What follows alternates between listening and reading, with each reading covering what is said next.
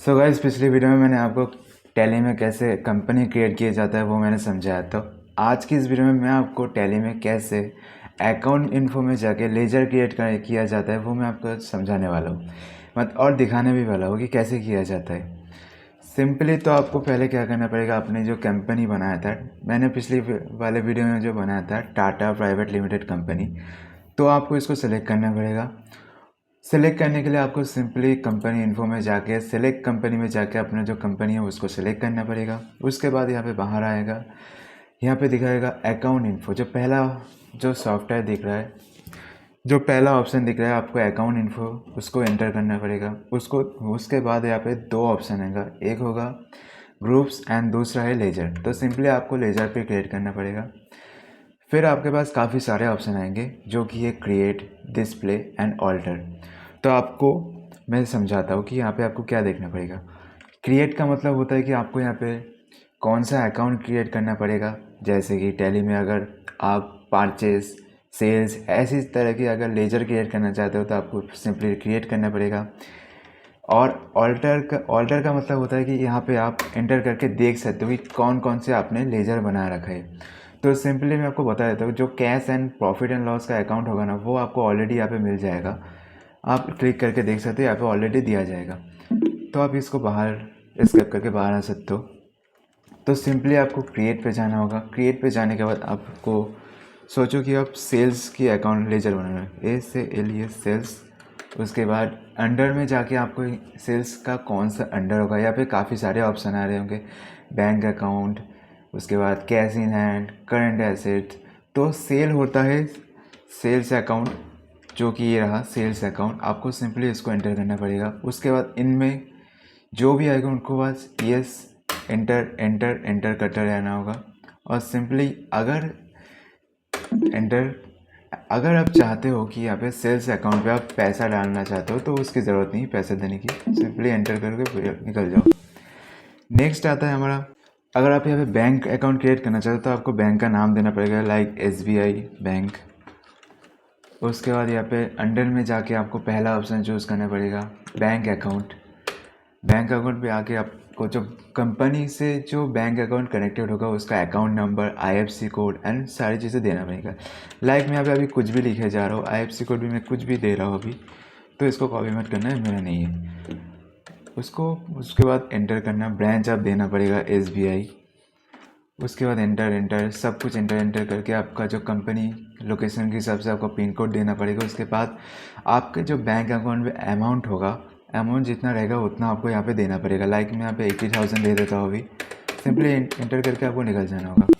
उसके बाद जो कैश अकाउंट होता है, कैश अकाउंट यहाँ पे मैंने कहा था ना कि ऑल्टर में जाके अगर आप देखोगे तो कैश अकाउंट हमारे पास ऑलरेडी है। यहाँ पे और भी तो आपको सिंपली कैश अकाउंट में जाके कैश इन हैंड अंडर, ठीक है, आपको सिर्फ यहाँ पे अमाउंट देना पड़ेगा कि कंपनी के पास कैश टू हैंड कितना अमाउंट पड़ा हुआ है। लाइक मैं यहाँ पे 1 लाख रुपये दे देता हूँ अभी।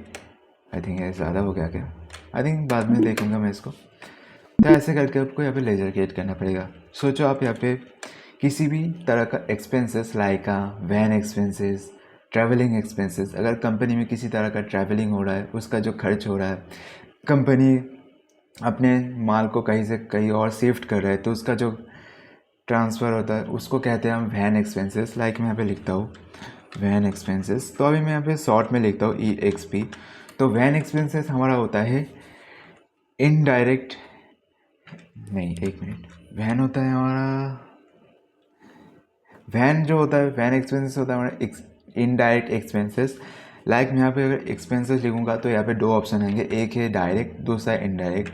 तो वैन होता है हमारा कंपनी खर्च करे तो ये होगा इनडायरेक्ट एक्सपेंसेस। उसके बाद यहाँ पे सिंपली जो ऑप्शन आएंगे उसको एंटर करके आपको निकलना होगा। लाइक मैं और देता हूँ, लाइक ट्रैवलिंग एक्सपेंसेस, ट्रैवलिंग हो गया हमारा EXP। सॉरी मैंने स्पेलिंग थोड़ा गलत कर दिया जी, हाँ, ट्रैवलिंग एक्सपेंसेस भी इनडायरेक्ट एक्सपेंसेस होता है। एंटर करके हमें निकलना होगा। हम सोचो कि यहाँ पे परचेस दे रहे हैं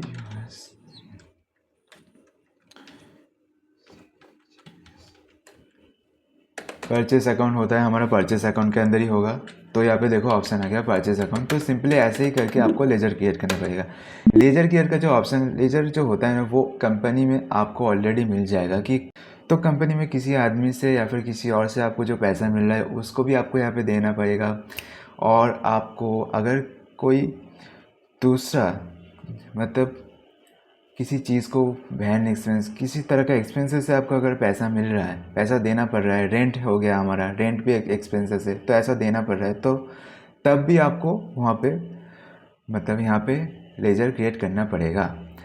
तो आपको मैंने आज की इस वीडियो में मैंने आपको समझाया कि आप कैसे कंपनी टैली में लेजर क्रिएट करके आप ट्रांजैक्शन कर सकते हो। मतलब सिंपली आपको समझाया कि आप कैसे आज लेजर क्रिएट कर सकते हो कंपनी में।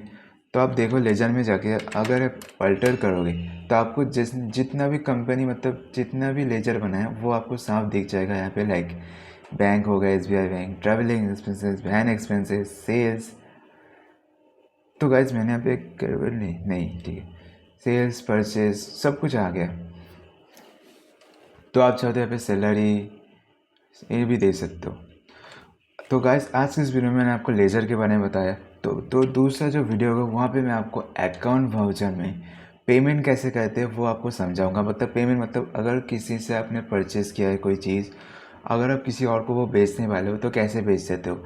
अगर मैंने किसी चीज़ से रेंट लिया है तो रेंट का जो पैसा होगा वो मेरा बैंक से कैसे कटेगा, ट्रैवलिंग एक्सपेंसेस का जो होगा वो कैसे कटेगा। तो पिछले दूसरे वाले वीडियो में आपको पेमेंट, रिसीव ये सब समझाने वाला हूँ, ठीक है, एंड कॉन्ट्रा ऑल्सो।